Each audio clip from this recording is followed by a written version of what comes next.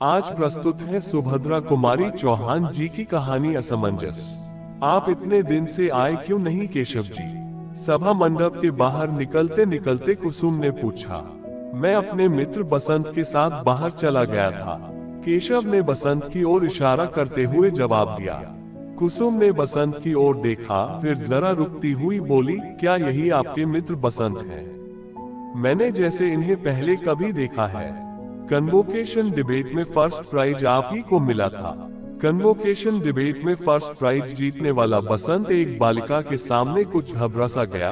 उसका चेहरा लाल हो गया। उसने कुछ भी उत्तर न दिया।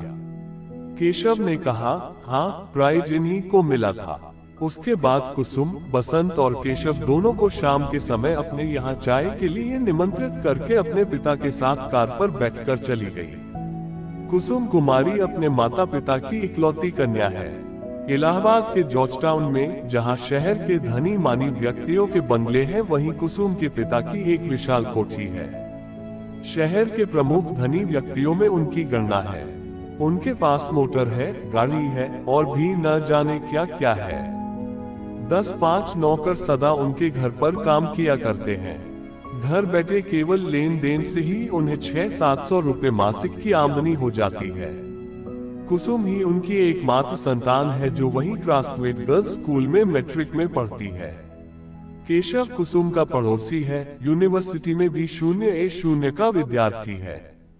बसंत केशव का सहपाठी है, वह अपने मामा के साथ अहियापुर में रहता है। बसंत के माता पिता बचपन में ही मर चुके हैं और तभी से बसंत अपने मामा का आश्रित है। बसंत पढ़ने लिखने में कुशाग्र बुद्धि, सदाचारी, सरल स्वभाव और मिलनसार है, इसलिए शिक्षक उसे चाहते हैं और सहपाठी उसका आदर करते हैं। शाम को केशव के आग्रह से बसंत कुसुम के घर पर आया तो जरूर था, किंतु उसे वहां बात बात में संकोच मालूम हो रहा था। जब कुसुम उन्हें लेकर मखमली सीढ़ियों पर से ऊपर अपने ड्राइंग रूम में जाने लगी, तब बसंत ने अपने पैरों की ओर देखा। जहां कुसुम के कमल सरीखे मुलायम पैर पड़ रहे थे, वहां अपने धूल भरे पैरों को रखने में उसको कुछ अटपटा सा लगा। कमरे में पहुंचकर वहां की विभूतियों को देखकर बसंत भौचक सा रह गया। ऐश्वर्य के प्रकाश में उसे अपनी दशा और भी हीन मालूम होने लगी। उस वातावरण के योग्य अपने को न समझकर उसे कष्ट हो रहा था। वह बार बार सोचता था कि मैं नाहक ही यहाँ आया। कुसुम अद्वितीय सुंदरी थी। उसकी शिक्षा और व्यवहारिक ज्ञान ने सोने में सुहागे का सा काम कर दिया था। उसके शरीर पर आभूषणों का विशेष आडंबर न था। वह लाल किनारी की एक साफ साड़ी पहने थी, जो उसकी कांति से मिलकर और भी उज्जवल मालूम हो रही थी। कुसुम का व्यवहार बड़ा शिष्ट था। उसकी वाणी में संगीत का सा माधुर्य था। वह चतुर चितेरे के चित्र की तरह मनोहर, कुशल शिल्पी की कृति की तरह त्रुटि रहित और सुकवि की कल्पना की तरह सुंदर थी।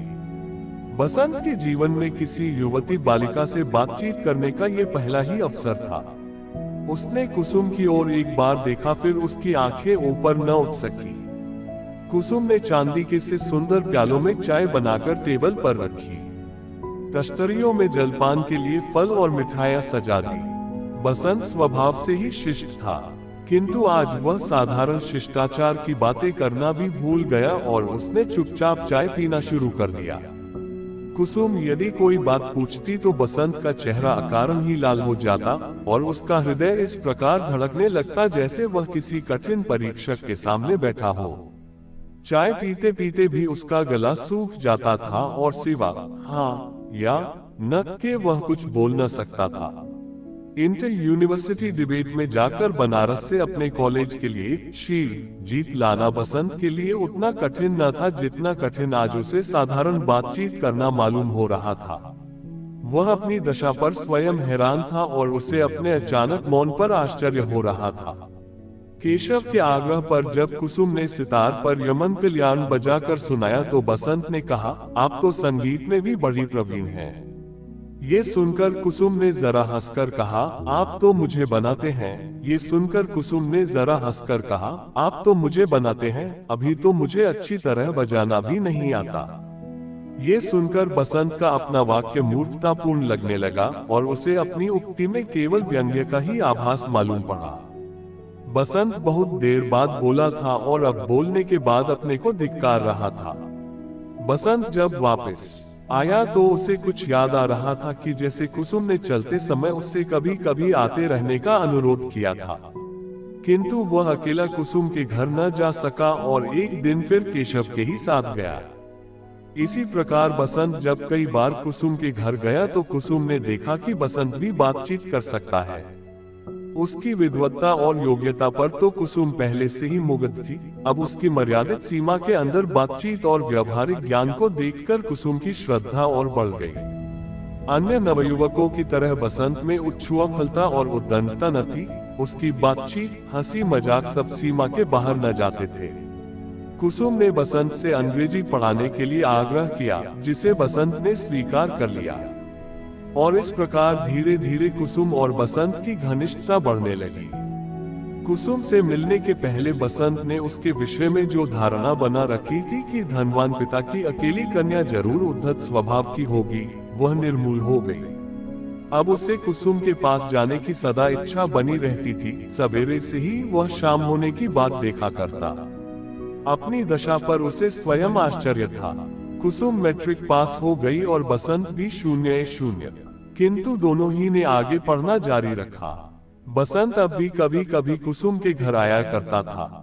एक दिन बसंत ने सुना कि कुसुम का विवाह मई के महीने में होने वाला है। बसंत समझ न सका कि यह सुनकर उसका चित्त अव्यवस्थित सा क्यों हो गया। उसने कभी स्वप्न में भी न सोचा था कि कुसुम के साथ उसका भी कोई ऐसा संबंध हो सकता है। अपनी और कुसुम की आर्थिक स्थिति में जमीन आसमान का अंतर वह देखा करता था, और कभी इस प्रकार की असंभव कल्पना को लाने के लिए उसे अपने ऊपर विश्वास था। कुसुम उसके लिए आकाश कुसुम थी, उसे छूने तक की कल्पना बेचारा बसंत कैसे करता। अदरक के व्यापारी को जहाज की खबर से क्या मतलब, और यदि जहाज की खबर सुनकर उसे सुख दुख हो तो आश्चर्य की बात ही है। बसंत यही सोच रहा था। बसंत कुसुम से दूर दूर रहने की सोचने लगा, किंतु ज्यों ही शाम हुई वह अपने आप को रोक न सका। निकला तो वह टहलने, लेकिन टहलता हुआ कुसुम के घर जा पहुंचा। जब वह कुसुम के घर पहुंचा तो कुसुम वहां न थी। वह ड्राइंग रूम में बैठकर एक एल्बम के पन्ने उल्टने लगा। उसकी दृष्टि एक चित्र पर जाकर एकाएक रुक गई। वह बड़ी देर तक उस चित्र को ध्यानपूर्वक देखता रहा। उसका सिर चित्र के ऊपर झुक गया और आंसू की 2 बड़ी बड़ी बूंदें गिर पड़ी। बसंत जैसे सोते से जाग पड़ा हो। उसने झट से जेब से रुमाल निकालकर चित्र पर से आंसू की 2 बूंदें पोंछ दी, और उसी समय उसकी नजर सामने लगे हुए बड़े आईने पर पड़ी। कुसुम उसके पीछे चुपचाप खड़ी थी, उसकी आंखें सजल थी। बसंत कुछ घबरा सा गया। कुसुम पास की एक कुर्सी खींचकर बैठ गई।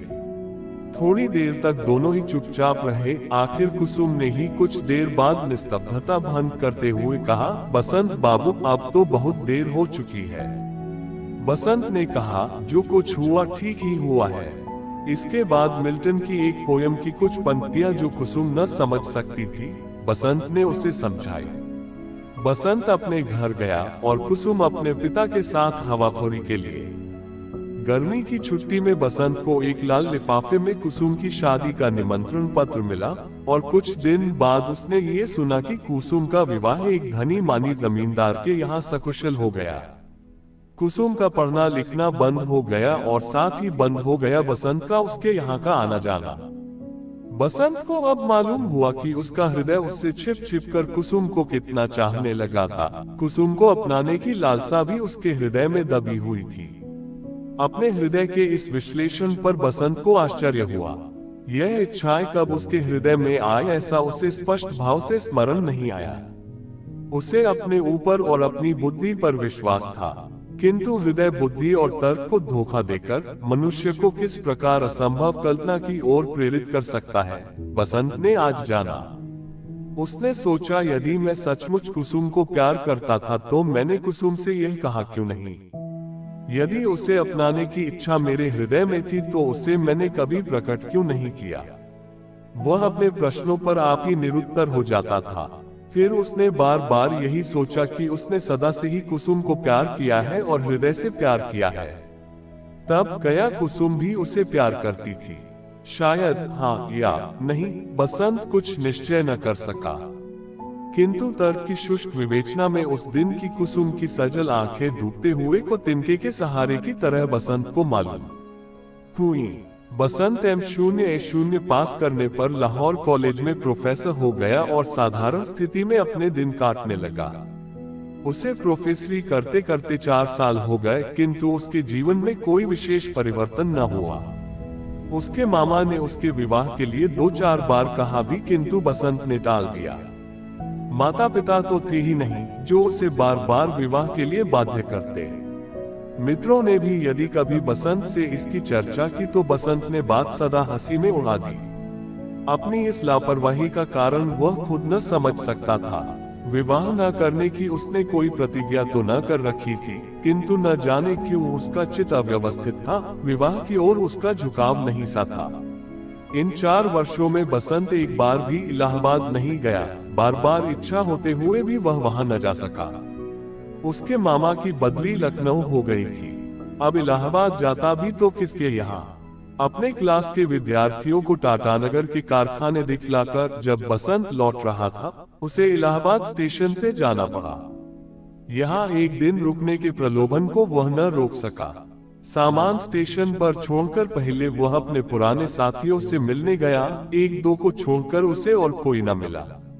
फिर वह जॉर्जटाउन की ओर गया और उसके पैर अपने आप कुसुम के घर के पास जाकर ठिठक गए। दरवाजे पर वही पुराना चौकीदार बैठा हुआ, हाथ में तंबाकू मल रहा था।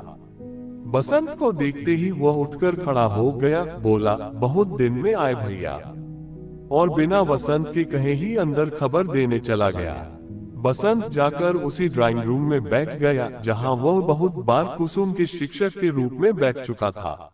इन 4 वर्षों में कुसुम और बसंत के बीच किसी प्रकार का कोई पत्र व्यवहार नहीं हुआ था और न उन्हें एक दूसरे के विषय में कुछ मालूम था। बसंत सोच रहा था कि इतने दिनों के बाद कुसुम न जाने किस भाव से मिलती है, कैसा स्वागत करती है, उसका आना उसे अच्छा भी लगता है या नहीं, कौन जाने। इतने ही में बिना किनारी की एक सफेद खादी की साड़ी पहने कुसुम ड्राइंग रूम में आए। बसंत ने बड़े ही नम्र भाव से उठकर अभिवादन किया। क्यों, क्या कुसुम को इतनी जल्दी भूल गए जो अपरिचित की तरह शिष्टाचार करते हो? बसंत बाबू, कुसुम ने हल्की मुस्कुराहट के साथ कहा। बसंत का ध्यान इस ओर न था। वह चकित दृष्टि से कुसुम के सादे पहनावे को देख रहा था। सौभाग्य के कोई चिन्ह न थे, न तो हाथ में चूड़ी और न माथे पर सिंदूर की बिंदी। विधाता, तो क्या कुसुम विधवा हो चुकी है? किंतु बसंत का हृदय इस बात को मानने के लिए तैयार ही न होता था। क्या सोच रहे हो बसंत बाबू? कुसुम ने फिर पूछा।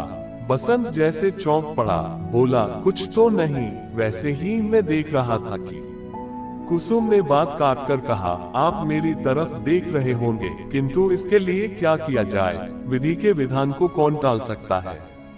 बसंत को मालूम हुआ कि विवाह के 2 ही वर्ष बाद कुसुम विधवा हो गई। उसके पिता भी उसे अटूट संपत्ति की अधिकारिणी बनाकर 6 महीने हुए परलोकवासी हुए। बसंत ने देखा कि व्यक्तियों ने कुसुम को ज्ञान में उससे भी अधिक प्रौढ़ बना दिया है। कुसुम उम्र में बसंत से कुछ साल छोटी थी, किंतु बसंत अभी संसार सागर के इसी तट पर था और कुसुम लहरों के चपेट में आकर उस पार बसंत से बहुत दूर पहुंच गई थी। बसंत के जीवन में आशा थी और कुसुम का जीवन निराशापूर्ण था।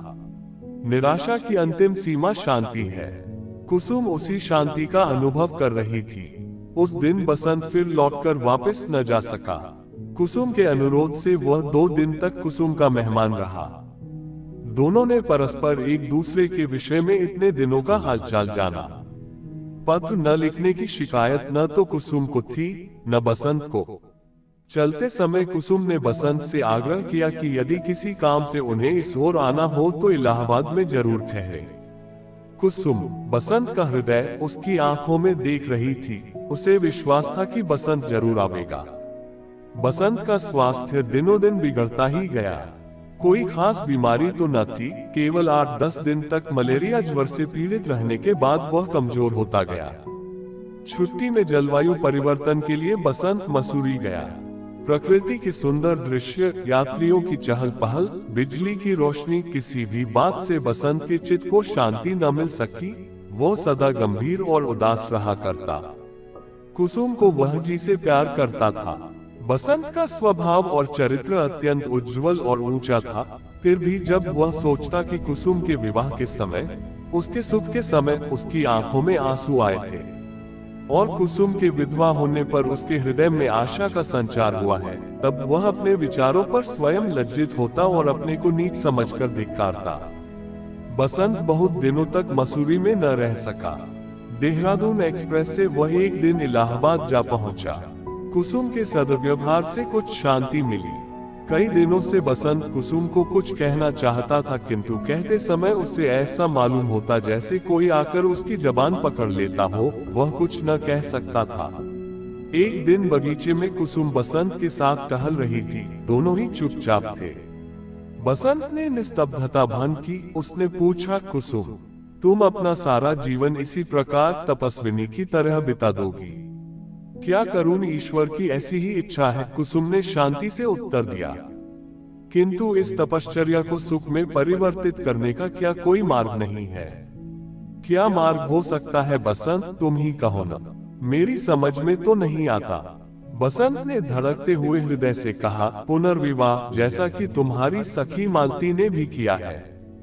कुसुम को एक धक्का सा लगा। उसका चेहरा लाल हो गया। उसने दृढ़ता से कहा, लेकिन बसंत बाबू, मुझसे तो ये कभी ना हो सकेगा। बसंत चुप हो गया। वह रह रहकर अपनी गलती पर पछता रहा था। बसंत ने साहस करके इस नाजुक विषय को छेड़ तो जरूर दिया था, किंतु वह डर रहा था कि कहीं कुसुम की नजर से वह नीचे न गिर जाए। दोनों चुप थे। दोनों के दिमाग में एक प्रकार का तूफान सा उठ रहा था। टहलते टहलते कुसुम जैसे थक कर एक संगमरमर की बेंच पर बैठ गई। उसने बसंत से भी बैठ जाने का इशारा किया। उसने कहा, बसंत, मैं तुम्हें कितना चाहती हूँ, शायद तुम इसे अभी तक अच्छी तरह नहीं जान पाए हो। बसंत के हृदय में फिर आशा चमक उठी। वह ध्यानपूर्वक उत्सुकता के साथ कुसुम की बात सुनने लगा। कुसुम ने कहा, तुम भी मुझे पहले से चाहते थे, यह बात मुझसे छिपी न रह सकी। उस दिन ड्राइंग रूम में अपने आप ही प्रकट हो गई, लेकिन ये प्रकट हुई बहुत देर के बाद, जब उसके लिए कोई उपाय शेष न था। उसके बाद बसंत, इन लंबे 4 वर्षों की अवधि में भी मैं तुम्हें भूल नहीं सकी हूँ, जैसा कि तुम देख रहे हो। बसंत का हृदय जोर से धड़क रहा था। कुसुम ने फिर कहा, इतना सब होते हुए भी बसंत, मैंने निश्चय किया है कि मैं कभी पुनः विवाह न करूंगी। अपने माता पिता और अपने स्वामी की स्मृति में कलंक न लगाऊंगी। तुम्हारी ओर मेरा शुद्ध प्रेम है, उसमें वासना और स्वार्थ की गंध नहीं है। बसंत हताश हो गया। कुसुम ने फिर कहा, कहानियों की तरह क्या प्रेम का अंत विवाह में ही होना चाहिए? बसंत कोई उत्तर न दे सका। उसने देखा कुसुम प्रेम की दौड़ में भी उससे बहुत आगे निकल गई है। बसंत अपने को स्वार्थी और ओछे हृदय का समझने लगा। उसे ऐसा मालूम हुआ कि कुसुम बहुत ऊंचे से किसी दूसरे लोक से बोल रही है, जिसे बसंत कुछ समझ सकता है और कुछ नहीं। इसके बाद बसंत और कुसुम के बीच में इस विषय में फिर कभी कोई बात न हुई। किंतु बसंत अब भी समझता है कि कुसुम का तर्क सत्य नहीं है। किसी सुकवि की कल्पना की तरह ये सुंदर जरूर है, पर उसमें सच्चाई नहीं है। परंतु इस प्रकार के विचार आने पर वह स्वयं अपनी आंखों से नीचे गिरने लगता है। उसके कानों में बार बार कुसुम के ये शब्द गूंजने लगते हैं, क्या प्रेम का अंत कहानियों की तरह विवाह में ही होना आवश्यक है? आशा है आपको कहानी अच्छी लगी होगी। वीडियो को लाइक और शेयर जरूर करें और चैनल को सब्सक्राइब कर लें। धन्यवाद।